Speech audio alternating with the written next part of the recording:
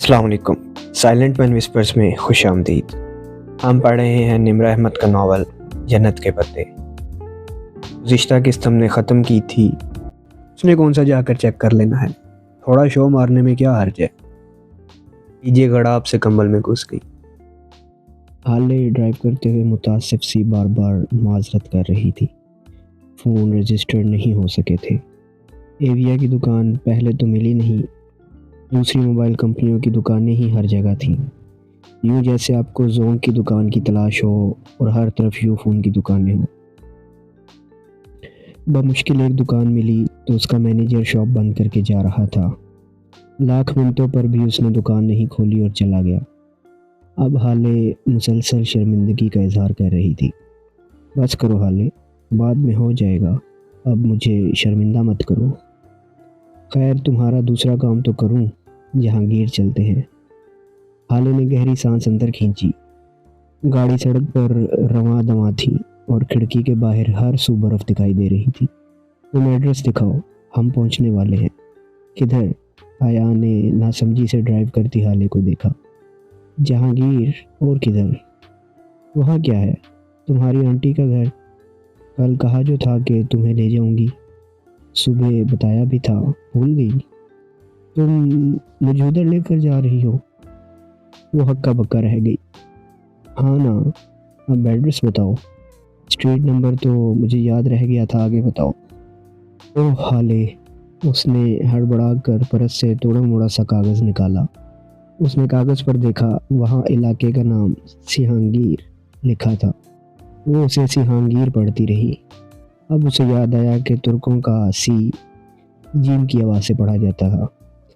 अगर उसे ज़रा सा भी अंदाज़ा होता कि उधर जाना है तो वो तहाइफ़ी उठा लेती जो अम्मा ने भेजे थे। ज़रा अच्छे कपड़े ही पहन लेती, थोड़ा सा मेकअप ही कर लेती। लो, ये तो सामने ही था। अब तुम जाओ, मुझे इधर थोड़ा काम है। मेरा नंबर तुमने फ़ोन में फ़ीड कर लिया है ना? जब फारिग होना तो मुझे कॉल कर लेना, मैं आ जाऊंगी। घंटा तो मुझे लग ही जाएगा, फिर खाना साथ खाएंगे। गाड़ी रुक चुकी थी। आया ने बेतवजही से उसकी हदायत सुनी और दरवाज़ा खोल कर नीचे उतरी। उसके दरवाज़ा बंद करते ही हाले गाड़ी जन से भगा ले गई। वो एक खूबसूरत छोटा सा बंगला था। बैरूनी चार दीवारी की बजाय सफ़ेद रंग की लकड़ी की बाड़ लगी थी। गेट भी लकड़ी की बाड़ का बना था। गेट के पीछे छोटा सा बागीचा था और उसके आगे वो बंगला। बंगले की गुलाबी छत मखरूती थी। दाखिली सफ़ेद दरवाज़ा ज़रा ऊंचा था। उस तक चढ़ने के लिए 2 स्टेप्स बने थे। स्टेप्स के दोनों तरफ खुश रंग फूलों वाले गमले रखे थे। तो ये थी वो छोटी सी जन्नत जिसमें वो रहता था और जिससे बाहर निकलने का उसने कभी नहीं सोचा था। वो गेट को धकेल कर पत्थरों की रविश पर चलती इन स्टेप्स तक आई। ऊंचे सफ़ेद दरवाजे पर सुनहरी रंग की तख्ती लगी थी, सिकंदर शाह। वो तुर्क हिज्जों में लिखा नाम उसके फूफा का ही था। घंटी की तलाश में उसने इधर उधर निगाह दौड़ाई। इस घर में बहुत सी लकड़ी की खिड़कियां बनी थी और शायद कोई खिड़की खुली भी थी जिससे मुसलसल एक ठक ठक की आवाज़ आ रही थी, जैसे कोई हथौड़े या कुल्हाड़े को लकड़ी पर जोर से मार रहा हो। उसने कपकपाती उंगली घंटी पर रखी और सुनहरी डोर नॉब के चमकते धात में अपना अक्स देखा। काजल से लबरेज बड़ी बड़ी स्याह आंखें, दोनों शानों पर फिसल कर नीचे गिरते लंबे बाल और सर्दी से सुर्ख पड़ती नाक। वो स्याह लिबास में चीनी की मूरत लग रही थी, घबराई हुई परेशान सी मूरत। उसने घंटी से उंगली हटाई तो ठक ठक की आवाज़ बंद हो गई। चंद लम्हे बाद लकड़ी के फर्श पर कदमों की चाप सुनाई दी। कोई अनजानी ज़बान में बड़बड़ाता दरवाज़ा खोलने आ रहा था। वो लब काटते हुए किसी मुजरिम की तरह सर झुकाए खड़ी थी जब दरवाज़ा खोला। चौखट पर बिछे डोर मैट पर उसे दरवाज़ा खोलने वाले के पाँव दिखाई दिए। उसकी निगाहें धीरे धीरे ऊपर उठती गई। ब्लू जीन्स और ऊपर ग्रे स्वेटर में मलबूस। वो एक हाथ में थोड़ी पकड़े खड़ा था। स्वेटर की आस्तीनें उसने कोहनियों तक मोड़ रखी थी और उसकी कसरती बाजू झलक रहे थे। हया ने धीरे से चेहरा उठाकर उसे देखा।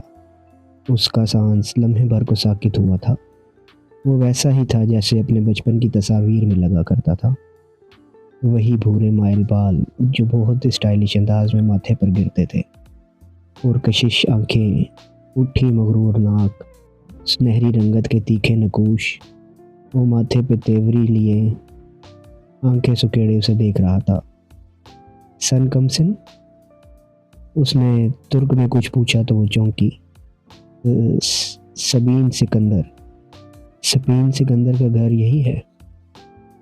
جی یہی ہے، وہ انگریزی میں بتا کر سوالیہ جانچتی نگاہوں سے اس کا چہرہ دیکھنے لگا۔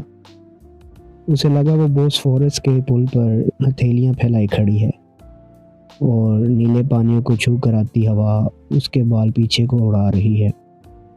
وہ کسی گہرے خواب کے زیر اثر تھی، حسین خواب کے۔ میں ان کی مہمان ہوں، پاکستان سے آئی ہوں، وہ اٹک اٹک کر بول رہی تھی۔ اس کے سامنے اس کی ساری خود اعتمادی ہوا ہو گئی تھی، ایک دم خود کو بہت کمزور محسوس کرنے لگی تھی۔ کیسی مہمان؟ اس کا انداز اکھڑا اکھڑا سا تھا، جیسے وہ کسی ضروری کام میں مصروف تھا جس میں حیا مخل ہوئی تھی۔ میں حیا ہوں، حیا سلیمان۔ اس نے پر امید نگاہوں سے جہان سکندر کا چہرہ دیکھا کہ ابھی اس کا نام سن کر اس کی پرکشش آنکھوں میں شناسائی کی کوئی نمک۔ کون حیا سلیمان؟ اس کے قدموں تلے بوسفورس کا پل شک ہوا تھا، وہ بے دم سی نیچے گہرے پانیوں میں جا گری تھی۔ کون حیا سلیمان؟ بے آواز دہراتے ہوئے وہ سنسی ہوتی اسے تک رہی تھی۔ اس کی پلکیں جھپکنا بھول گئی تھی۔ اس شخص کے چہرے پر زمانے بھر کی بیزاری اور اجنبیت تھی۔ پہچاننے یا نہ پہچاننے کا تو سوال ہی نہ تھا، جہان سکندر تو اس سے واقف ہی نہ تھا۔ کون میڈم؟ اس نے قدرے اکتا کر دہرایا۔ حیا نے خفیف سا سر جھٹکا، پھر لب بھینچ لیے۔ میں سبین پھوپھو سے ملنے آئی ہوں، ان کے بھائی سلیمان کی بیٹی ہوں، وہ جانتی ہیں مجھے۔ اوکے، اندر آ جاؤ۔ وہ شانے اچکا کر واپس پلٹ گیا۔ وہ جھجک کر اوپر زینے پر چڑھی، پائیدان کو دیکھ کر کچھ یاد آیا تو فوراً پیر جوتوں سے نکالے اور لکڑی کے فرش پر قدم رکھا۔ فرش بے حد سرد تھا، اور راہداری کے اس پار اس نے جہان کو جاتے دیکھا تھا۔ وہاں سے ہتھوڑے کی ٹھک ٹھک پھر سے شروع ہو چکی تھی۔ وہ راہداری عبور کر کے کچن کے دروازے میں آ کھڑی ہوئی۔ امریکی طرز کا کچن نفاست سے آراستہ تھا۔ عین وسط گول میز کے گرد 4 کرسیوں کا پھول بنا تھا۔ ایک جانب کاؤنٹر کے ساتھ وہ حیا کی جانب پشت کیے کھڑا تھا۔ اس کے ہاتھ میں ہتھوڑی تھی جس سے وہ اوپر کیبنٹ کے کھلے دروازے کی جوڑ پر زور زور سے ضربے لگا رہا تھا۔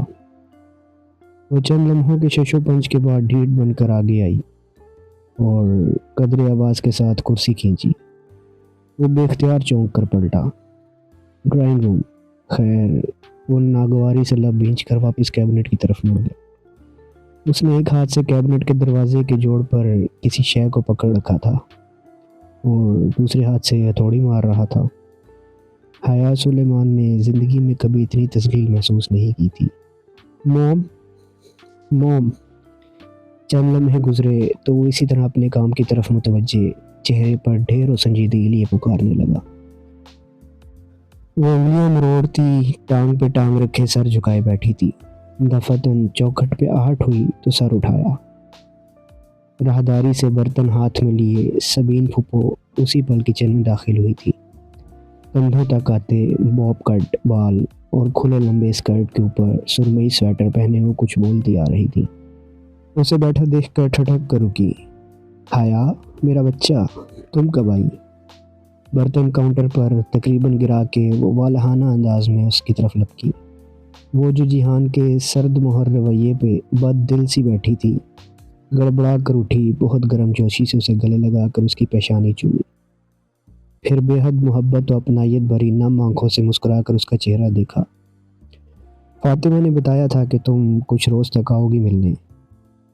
میں سوچ رہی تھی کہ تم تھکن اتار لو گی تو میں خود ہی تم سے ملنے آؤں گی۔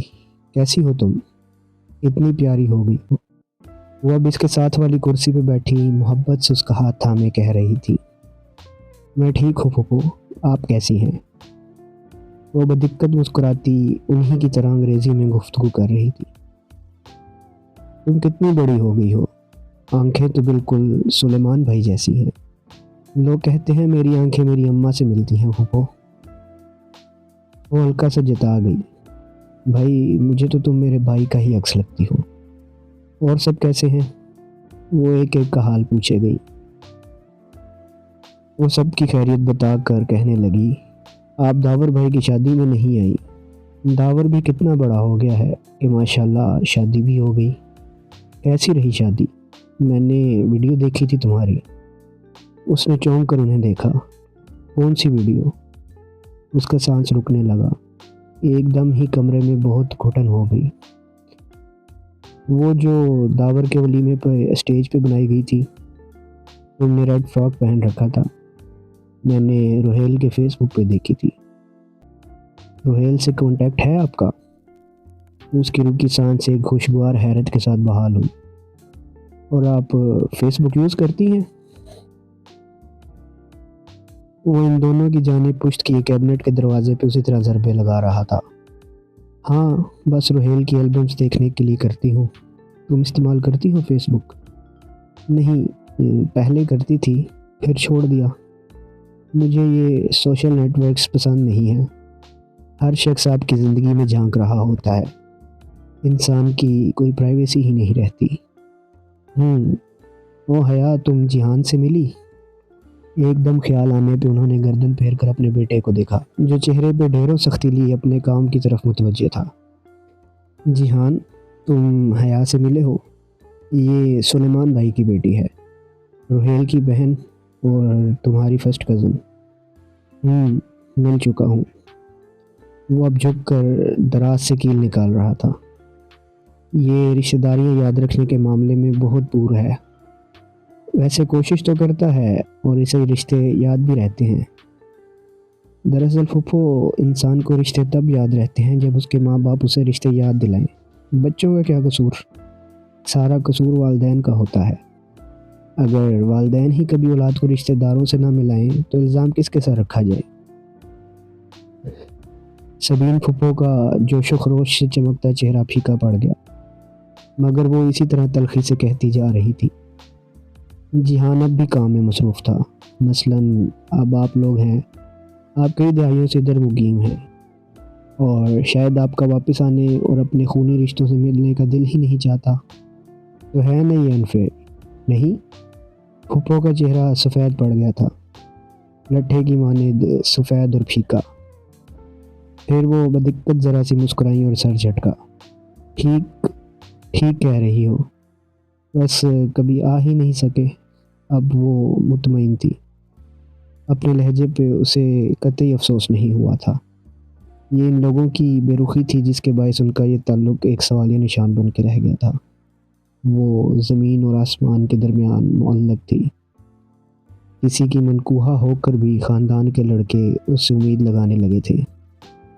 اس کی کڑوی دوائی کا ذرا سا ذائقہ یہ ذمہ داران بھی تو چکھیں، جنہیں اپنے بیٹے کو یہ بتانا یاد رہا تھا کہ وہ اس کی کزن ہے، اور بس۔ دفتن اس کی نگاہ فریج کے اوپر رکھے فوٹو فریم پر پڑی۔ اس میں ایک خوش شکل درمیانی عمر کے صاحب مسکرا رہے تھے، سر پہ آرمی کی کیپ اور کندھوں پہ سجے تمغے اور پھول ستارے۔ یہ پھوپھا ہیں؟ وہ گردن اٹھا کر حیرت سے تصویر دیکھنے لگی۔ سبین پھوپھو نے اس کی نگاہوں کے تعاقب میں دیکھا اور دھیرے سے سر ہلا دیا۔ انسان کو رشتے تب یاد رہتے ہیں جب اس کے ماں باپ اس کو رشتے یاد دلائیں۔ وہ تو اسے اتنا لا تعلق سمجھ رہی تھی۔ اس کا خیال تھا کہ جہان نے اس کی تلخ باتوں پہ دھیان نہیں دیا، مگر نہیں، وہ بظاہر نظر انداز کیے سب سن رہا تھا۔ وہ ذرا محتاط سی ہو کر سیدھی ہوئی۔ میرا مطلب تھا پھوپھا آرمی میں تھے، پاکستان آرمی میں؟ نہیں۔ جہان ہتھوڑی سلیب پہ رکھ کر آگے بڑھا اور فریج پہ رکھا فریم گرا دیا۔ تصویر والی طرف فریج کی چھت پر سجدہ ریز ہو گئی۔ حیا، تم نے کھانا تو نہیں کھایا نا؟ میں بس لگا رہی ہوں۔ پھوپھو اب سنبھل کر دوبارہ سے حشاش بشاش ہو گئی تھی۔ حیا جواب دیے بنا تحیر سے فریج کے اوپر اوندھے منہ گرے فریم کو دیکھے گئی۔ اس کے ایک سوال کے جواب میں جس بد مزاجی سے جہان نے فریم گرایا تھا، وہ ابھی تک اس پہ گنگ تھی۔ ممی آپ کا کیبنٹ ریڈی ہے۔ وہ اب کیبنٹ کا دروازہ کھول بند کر کے چیک کر رہا تھا۔ Thank you Jehan. اور باتھ روم کا نل بھی؟ پھپھو نے گول میز پہ پلاؤ کا بڑا سا پیالہ رکھتے ہوئے اسے یاد دلایا۔ آئے ہائے، پھر وہی بد مزہ پلاؤ۔ وہ خفیف سا سر جھٹک کر رہ گئی۔ رہنے دیں پھپھو، میں کوئی اگر مگر نہیں، میں تمہارے لیے کچھ خاص نہیں بنا سکی، سو مجھے انکار کر کے اب شرمندہ نہ کرنا۔ جیہان اب دروازے سے ڈبہ نکال کر اندر رکھی چیزیں الٹ پلٹ کر رہا تھا۔ دفتن ڈور بیل بجی۔ جیہان نے رک کر راہداری کی سمت دیکھا، پھر ڈبہ وہیں چھوڑا اور باہر نکل گیا۔ شروع کرو آیا۔ پھپھو نے مسکراتی آنکھوں سے دیکھتے ہوئے اسے پلیٹ تھمائی۔ اس نے شکریہ کہہ کر چاول اور تھوڑا سا لوبیا کا مسالہ نکالا۔ راہداری کے اس پار جیہان کسی مرد سے ترکی میں کچھ بول رہا تھا۔ دونوں کی مدھم سی آوازیں سنائی دے رہی تھی۔ دوسرے ہی چمچے میں وہ پلاؤ اسے مزیدار لگنے لگا۔ ڈی جے صحیح کہتی تھی، ان کو کھانا صرف سفر کی متلی کے باعث بد مزہ لگا تھا۔ پھپھو آپ کے ہاتھ میں بہت ذائقہ۔ حیا اس کا چمچہ پکڑے منہ تک جاتا، ہاتھ اور بات دونوں رک گئے۔ بے یقینی سے اس نے گردن اوڑھی۔ جیہان راہداری سے اسے پکارتا آ رہا تھا۔ کیا اس مغرور اور بد دماغ آدمی کو اس کا نام یاد رہ گیا تھا؟ جی، وہ بمشکل بول پائی۔ وہ کچن کے کھلے دروازے سے اندر آیا تو حیا نے دیکھا اس کے ہاتھوں میں ایک ادھ کھلی گلابوں کا بوکے اور ایک سفید کارڈ تھا۔ کیا تم یہاں رہنے آئی ہو؟ وہ اس کے سامنے کھڑا سختی سے پوچھنے لگا۔ نہیں۔ وہ سانس روکے ان سفید گلاب کے پھولوں کو دیکھ رہی تھی۔ یہ اس کے لیے نہیں ہو سکتے تھے۔ نہیں، ہرگز نہیں۔ تو پھر اپنے ویلنٹائن کو میرے گھر کا پتہ دینے کی کیا ضرورت تھی؟ اس نے زیر لب ترکی میں کسی غیر مہذب لفظ سے اس نامعلوم شخص کو نوازا اور گلدستہ و کارڈ اس کے سامنے میز پر تقریباً پھینکنے کے انداز میں رکھا۔ نہیں، میں نے نہیں۔ وہ پھٹی پھٹی نگاہوں سے پھولوں کے اوپر گرے سفید کارڈ کو دیکھے گئی، جس پہ لکھے حروف نمایاں تھے۔ آل مائی لو، حیا سلیمان، فرام یور ویلنٹائن۔ اور ویلنٹائن ڈے میں ہفتہ 10 دن باقی تھے۔ اسے یاد تھا یہ یہاں بھی پہنچ گیا۔ وہ ابھی تک بے یقین تھی۔ جیہان اپنا ٹول باکس کھولے کھڑا چیزیں الٹ پلٹ کر رہا تھا۔ کچن میں ایک شرمندہ سی خاموشی چھائی ہوئی تھی۔ دفتن میز پہ رکھا حیا کا موبائل بج اٹھا۔ اس نے چونک کر دیکھا، گھر سے کال آ رہی تھی۔ اس نے کال کاٹی اور اٹھ کھڑی ہوئی۔ حیا بیٹھو بچے۔ پھپھو نے اسے روکنا چاہا۔ میری فرینڈ کال کر رہی ہے، وہ باہر آ گئی ہے شاید، چلتی ہوں، اللہ حافظ۔ حالانکہ پھپھو کی شکل سے ظاہر تھا کہ وہ جانتی ہیں کہ فون اس کی دوست کا نہیں تھا، مگر انہوں نے سر ہلا دیا، کہنے کو جیسے کچھ باقی نہیں رہا تھا۔ وہ کرسی دھکیل کر تیزی سے باہر نکل گئی۔ میز پہ سفید گلاب پڑے رہ گئے۔ ڈور میٹ پہ اس کے جوتے یوں ہی پڑے تھے۔ اس نے ان میں پاؤں ڈالے تو دیکھا ایک کاغذ ان پر گرا ہوا تھا۔ حیا جھکی اور وہ کاغذ اٹھایا۔ وہ کسی کوریئر کمپنی کی رسید تھی، غالباً جو شاید جیہان نے دستخط کر کے وہیں پھینک دی تھی۔ وہ رسید الٹ پلٹ کر کے دیکھتی، تیز قدموں سے گیٹ عبور کر گئی۔ وہ پھول آج ہی کی تاریخ میں کسی AR نے بک کروائے تھے۔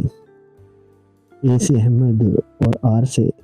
وہ دھیرے دھیرے سڑک کنارے چلنے لگی۔ رسید ابھی تک اس کے ہاتھ میں تھی۔ وہ گھنٹہ بھر پہلے تک خود اس بات سے ناواقف تھی کہ وہ جہانگیر سے آ رہی ہے، پھر اس AR کو کیسے علم ہوا؟ کیا وہ اس کا پیچھا کر رہا تھا؟ کیا اس کا تعاقب کیا جا رہا تھا؟ لیکن ایک پاکستانی آفیسر کی غیر ملک میں اتنے ذرائع کیسے ہو سکتے ہیں؟ صرف اسے تنگ کرنے کے لیے اتنی لمبی چوڑی منصوبہ بندی کون کرے گا؟ وہ کالونی کے سرے پہ نصب بینچ پر بیٹھ گئی۔ اس کی نگاہیں برف سے ڈھکی گھاس پہ جمی تھی۔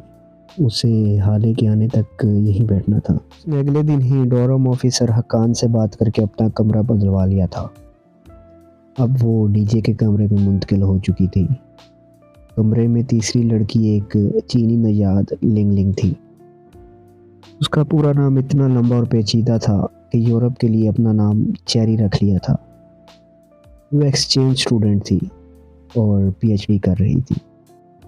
چوتھی لڑکی ایک اسرائیلی یہودی ٹولی تھی، واقعتاً ٹہلی کے درخت کی طرح لمبی چوڑی اور گھنگریالے بالوں والی۔ وہ بھی ایکسچینج اسٹوڈنٹ تھی، اور اس کے ساتھ والے کمرے کی فلسطینی ایکسچینج اسٹوڈنٹس وہ ہینڈسم لڑکے جس کا ذکر ڈی جے نے پہلے روز کیا تھا سے گاڑی چھنتی تھی۔ وہ فلسطینی لڑکے اور وہ اسرائیلی لڑکی ہر جگہ ساتھ ساتھ نظر آتے تھے، کیمپس کی سیڑھیاں ہوں یا ہاسٹل کا کامن روم، وہ چاروں ساتھ ہی ہوتے تھے۔ ان کے پاسپورٹ چیک کرواؤ، یا تو یہ اسرائیلی نہیں ہے یا وہ فلسطینی نہیں ہے۔ اتنا اتحاد اور دوستی، توبہ ہے بھائی۔ ڈی جے جب بھی ان کو ساتھ دیکھ کر آتی یوں ہی کڑتی رہتی۔ حیا نے ابھی ان لڑکوں کو نہیں دیکھا تھا، نہ ہی اسے شوق تھا۔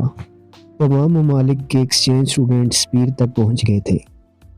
وہاں کسی کو کسی ایکسچینج اسٹوڈنٹ کا نام معلوم نہیں ہوتا تھا، بس یہ فلسطینی ہیں، یہ چائنیز ہیں، یہ نارویجن ہیں، یہ ڈچ ہیں اور یہ دونوں پاکستانی ہیں۔ ان کو 1 سے 4 مضامین لینے کا اختیار تھا۔ ڈی جے نے 2 لیے جبکہ حیا نے 4 لیے۔ چوتھے ماہ کے اختتام پہ امتحان دینے کی پابندی تھی، اور یہ 5 ماہ لازماً ترکی میں گزارنے کی پابندی تھی۔ چاہے ہاسٹل میں رہو، چاہے نہ رہو، چاہے ساری رات باہر گزارو، کوئی پوچھنے والا نہ تھا۔ خوب مزے تھے۔ اس بانجی میں کلاس کے اندر لڑکیوں کے اسکارف پہ پابندی تھی، تو یہ حال نور کیا کرتی ہوگی؟ حیا نے ڈی جے سے تب پوچھا جب وہ دونوں نماز کے بہانے کلاس میں دکھائی جانے والی ترکی کی تعارفی پریزنٹیشن سے کھسک کر آ گئی تھی، اور اب پریئر ہال میں بیٹھی چپس کھا رہی تھی۔ وہ کلاس میں اسکارف اتار کر ہی جاتی ہے، ڈی جے چپس کترتے ہوئے بتا رہی تھی۔ وہ دونوں چونکڑی مار کر کارپٹ پر بیٹھی تھی۔ ایک طرف الماری میں قرآن و اسلامی کتب کے نسخے سجے تھے، اور دوسری طرف بہت سے اسکارفس اور اسکرٹس ٹنگے ہوئے تھے۔ جینز والی ترک لڑکیاں اسکرٹس پہن کر نماز پڑھ لیتی، اور پھر بعد میں وہ اسکرٹ وہاں لٹکا کر چلی جاتی۔ استنبول کے ہر زنانہ پریئر ہال میں ایسے اسکارف اور اسکرٹس لٹکے ہوئے تھے۔ مزے کی بات یہ ہے، یہ حال نور بھی وہ انگلی سے بال پیچھے کرتے ہوئے کہہ رہی تھی۔ اس نے بلو جینز کے اوپر گلابی سویٹر پہن رکھا تھا۔ پاکستان میں تایا فرقان کی ڈانٹس کے ڈر سے وہ جینز نہیں پہن سکتی تھی، لیکن شکر کہ یہاں وہ لوگ نہیں تھے، اور وہ زندگی کو اپنی مرضی سے لطف اندوز ہو کر گزار رہی تھی۔ پرسوں تم اپنی پھپھو کے گھر گئی تھی، کیسا رہا ٹرپ؟ اچھا رہا، پھپھو نے پلاؤ بنایا تھا۔ وہ واقعی اتنا بد مزہ پکوان نہیں ہے جتنا ہم سمجھے تھے۔ میں تو پہلے ہی کہہ رہی تھی، جب پریئر ہال میں ہی خوب بور ہو گئی تو باہر نکل آئیں۔ سرد نم ہوا دھیمی لے میں بہہ رہی تھی۔ ہری گھاس پہ سمانجی کی گول سی عمارت پورے وقار کے ساتھ کھڑی تھی، جیسے گولائی کی شکل میں بنے گھر کو ہیٹ پہنا دی جائے۔ شیشے کے اونچے داخلی دروازوں کے سامنے سیڑھیاں بنی تھی۔ سیڑھیوں کے دونوں اطراف سبزہ پھیلا تھا۔ وہ دونوں فائلیں تھامے زینے اتر رہی تھی جب ڈی جے نے اس کا شانہ ہلایا۔ یہ جو آخری زینے پہ 3 لڑکے کھڑے ہیں، یہ وہی فلسطینی لڑکے ہیں۔ دیکھو، ٹہلی بھی ان کے ساتھ کھڑی ہے۔ اس نے ہوا سے چہرے پہ آتے بال پیچھے ہٹائے اور دیکھا۔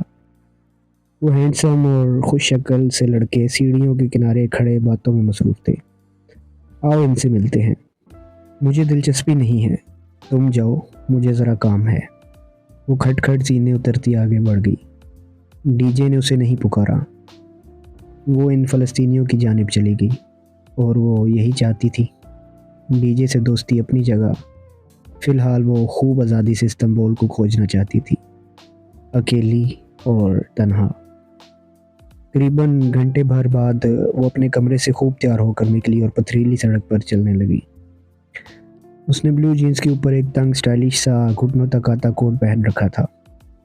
شدید سردی کے باوجود ننگے پاؤں میں 5 انچ اونچی ہیل پہنی تھی۔ ریشمی بال ہوا سے شانوں پہ اڑ رہے تھے اور گہرے کاجل کے ساتھ رس بھری کی طرح سرخ لپسٹک. اسے سرخ لپسٹک ہمیشہ سے پرکشش لگتی تھی اور آج اسے معلوم تھا کہ وہ بہت حسین لگ رہی ہے. بس سٹاپ آ چکا تھا جب بادل زور سے گرجے. یہ بس سٹاپ یونیورسٹی کے اندر ہی تھا. سبانجی کی ہیروئن گورسل تھی. گورسل بس سروس. وہ سبانجی کے طلباء کے لیے ہی چلتی تھی اور انہیں استنبول شہر تک لے جاتی تھی.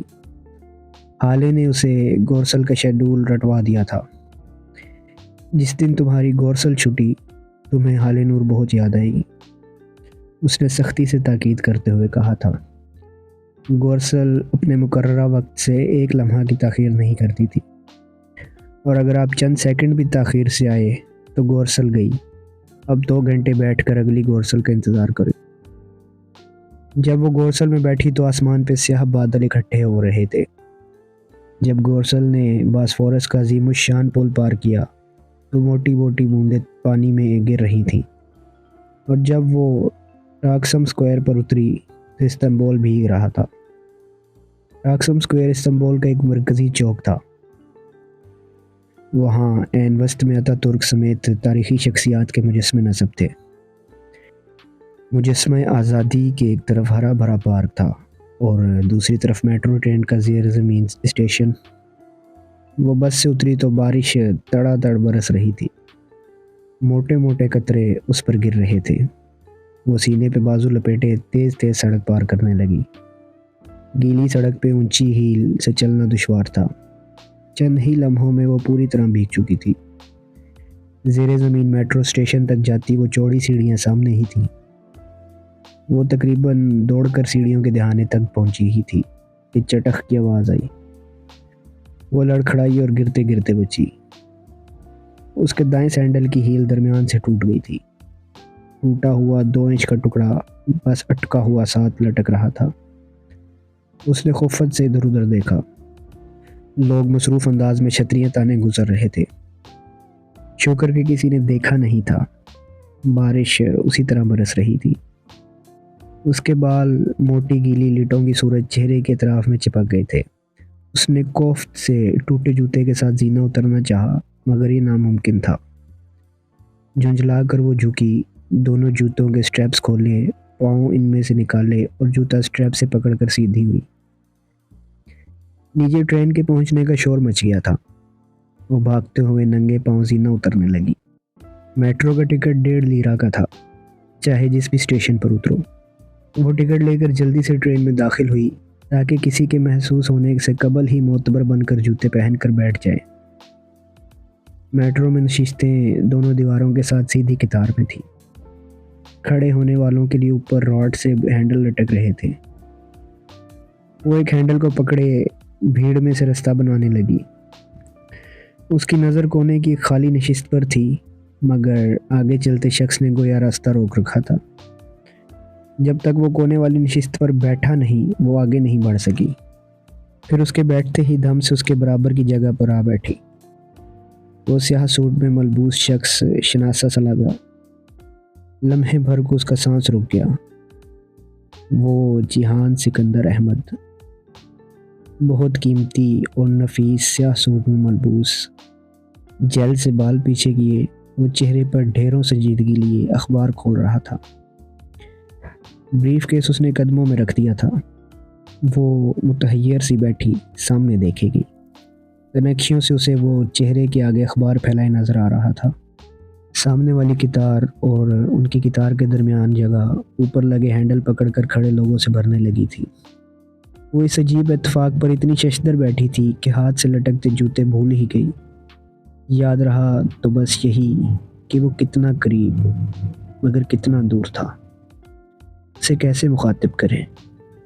وہ اگر اسے دیکھے بنا ٹرین سے اتر گیا تو اس کا دل ڈوبنے لگا. آپ مجھے اجازت دیں اور ہمارے چینل کو سبسکرائب کریں اور بیل آئیکن کو لازمی سے پریس کریں تاکہ آنے والے نئے ایپیسوڈز آپ تک پہنچ سکیں.